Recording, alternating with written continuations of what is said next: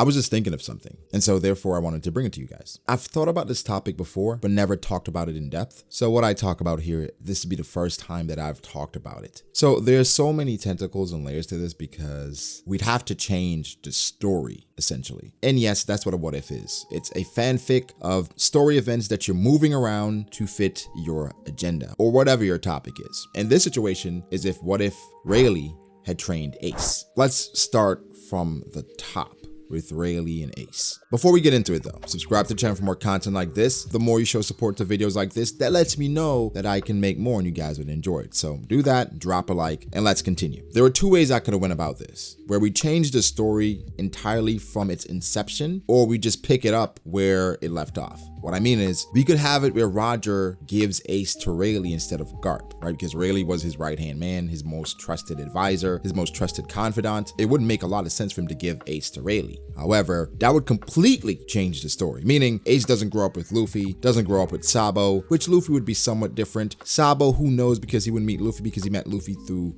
Ace. So it changes that entire dynamic. So I elected to keep it as Rayleigh met Ace at Sabaody. I think before we get to that point, Sabaody, we have to understand the type of person that Ace was and what was being offered to a character like that. So I'm getting a lot of information from the Ace novel about how Shanks and Ben Beckman perceived Ace to be. First off, the novel clarifies that Ace, for the most part, does not care about being a pirate. The only reason why he became a pirate was to fulfill his promise to Sabo and Luffy. So for him, it wasn't about that. Ace was a more mild version of Doflamingo, if you want to call him that. Growing up, his bond with Luffy and Sabo, that was the reason for living. Ace hated Roger, and a lot of the suffering in his life, he blamed on Roger. So for Ace, he wanted to surpass Roger, to erase his legacy, and change the narrative around him, where he wanted people to call Roger the father of Ace, as opposed to the son of Roger. So for Ace, how do you do that? It's not by finding the One Piece, it's about doing something bigger than that, something different. And so based on what Ace said to Shanks, it makes a lot more sense with Ace's actions, where Ace said to Shanks that the entire world is his enemy, the Shichibukai, the Yonko,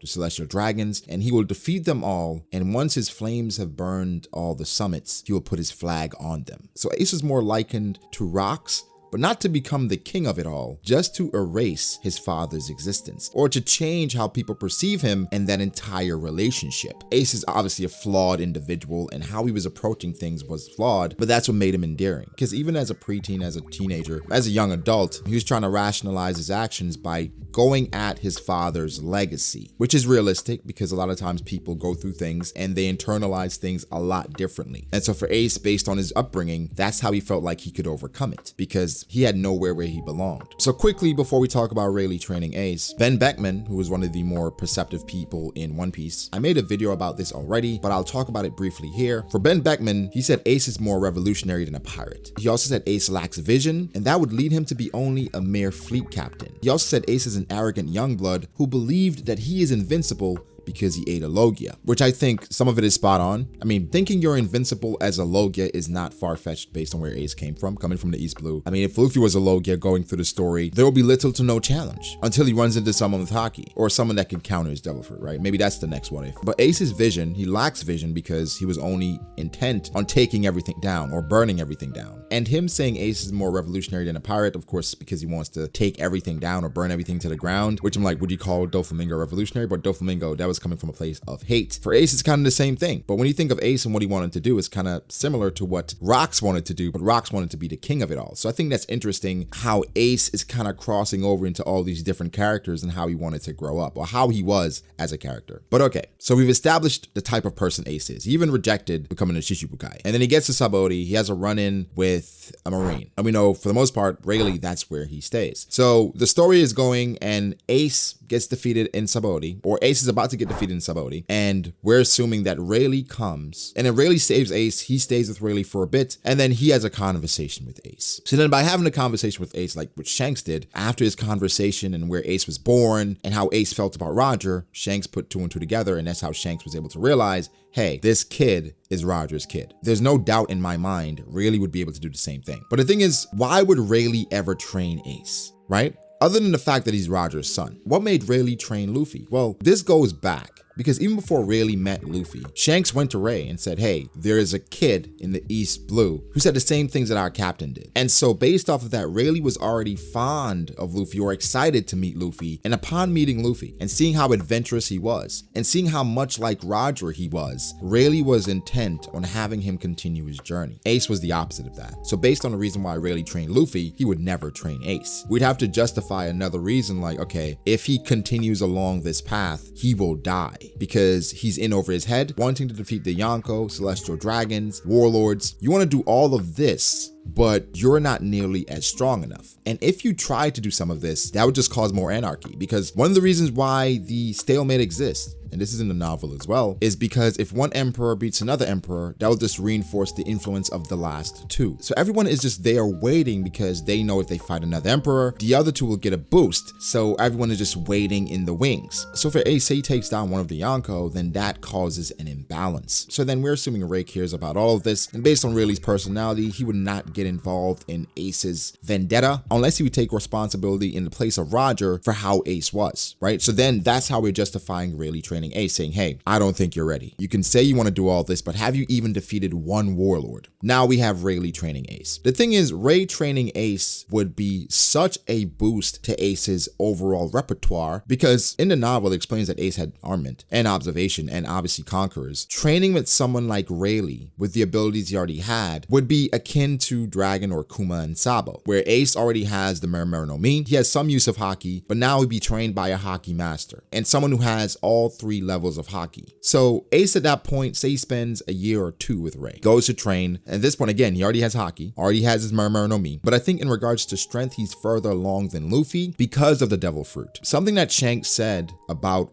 Ace is that Ace's haki, he felt it before Ace approached him, and that Ace's haki felt like flames. So Ace training with someone like Rayleigh that can enhance every part of his fighting style, I think coming out of the time skip, right? For instance, let's compare the two. Coming out of the time skip, I think Luffy, if we include his gears, he's obviously a commander caliber fighter. Who could he beat? Coming out of the time skip, he obviously struggles with Cracker, Katakuri, so he'd probably lose to someone like Cracker. I think Ace, going to Fishman Island after being trained by Ray for 2 years, he would come out of it being a right-hand commander fighter, if not stronger, because Ace had everything in his arsenal. And going to Rayleigh, here's the thing, Rayleigh would not be training Ace the basics of haki. He already knew that. Rayleigh would be training Ace even more advanced forms. So we're assuming that Ray trains Ace the advanced application of even Ryo. And so for Rayleigh, right, especially for Ace, after chapter 1010, knowing that you can coat haki or coat Conqueror's haki with your attacks, imagine Ace being trained by Rayleigh, who I would assume knows how to do something like this, or give some inkling to something like this, or put him on the right path. If Ace got the foundation on how to do something like this, coding your attacks in Conqueror's haki, just imagine how broken he would be. It would be insane. So imagine Ace coming out of the time skip. 2 years later, Ryo, more master of his Devil Fruit, more observation haki, not necessarily future sight, just overall a better fighter, where I think at that point, I'm putting Ace over every single right hand on the level of someone like Ben Beckman, based on where we perceive Ben Beckman to be. So he comes out 2 years later. The funny thing about this is that Rayleigh would be doing twofold training, where it would be to prepare Ace for his journey, but to also shift his thinking. The stories he would tell him about Roger, tell him about the type of man he was, what he was chasing, what the world government was trying to do to him. I think gradually over the span of a year or 2 years, it would change Ace's view, where Ace would go from having just a visceral hate for his father to having some admiration, some appreciation, where going into this training, Ace would go into it saying, you know what, I don't care about my father, I don't care about any of that. My goal is to be the king of everything. I want to burn it all down. Not in those words, but he wanted to erase Roger's legacy. Remember with Yamato, when Yamato was telling him about a person, Ace was like, yo, I would like to meet that man one day, not knowing it was his own father. Very sad, but Rayleigh would fill in that gap, right? Where Rayleigh would tell him, that's the type of person your father was. You only know what people tell you about him. I was there with him every single day. And so this is what he was chasing, and this is why you are the way you are. He was the exact same way. He could never back down from a fight. Where do you think you got that from, right? So I think coming out of the time skip, Ace would have a renewed focus. Being on a Rayleigh's tutelage, I think maybe pick up some gambling habits, being just an overpowered monster, but having a new outlook on life, where now it's not about tearing down Roger's legacy, but reinforcing it, continuing it. So Ace coming out now would try to become the Pirate King, and this is 2 years later. And so at this point, Luffy is getting ready to set out himself, because at that point, Ace had been a pirate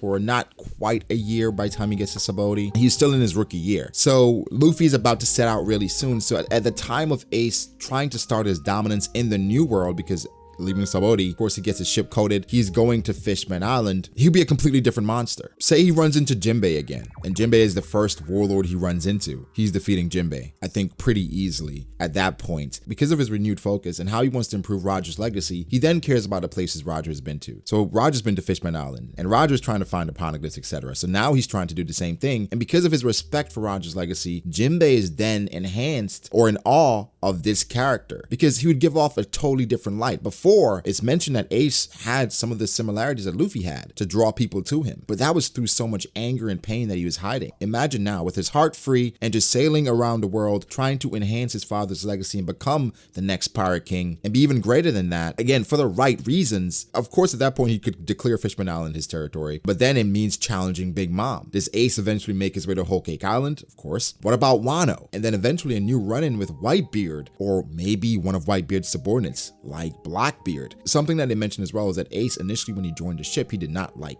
Blackbeard or Teach. But yeah, we're going on a bit too long here. Guys, give me your thoughts. If you enjoyed this, we'll definitely do a part 2 where Ace goes through the New World, and we try to look at events that happened around that time and try to see how Ace would conduct himself with this renewed focus after being trained by Rayleigh. But yeah, guys, give me your thoughts. Make sure to like the video if you did. Subscribe to the channel for more content like this. Follow me on Twitter at BragoDAce. Follow me on Instagram at BragoD.Ace. Thank you to my patrons. I appreciate you guys all so much. Guys, like, subscribe, and I'll catch you in the next one.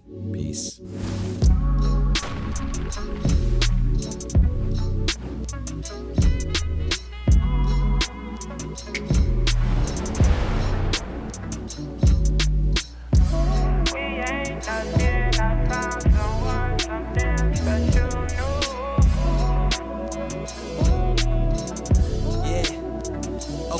I start doubting me, I felt lost.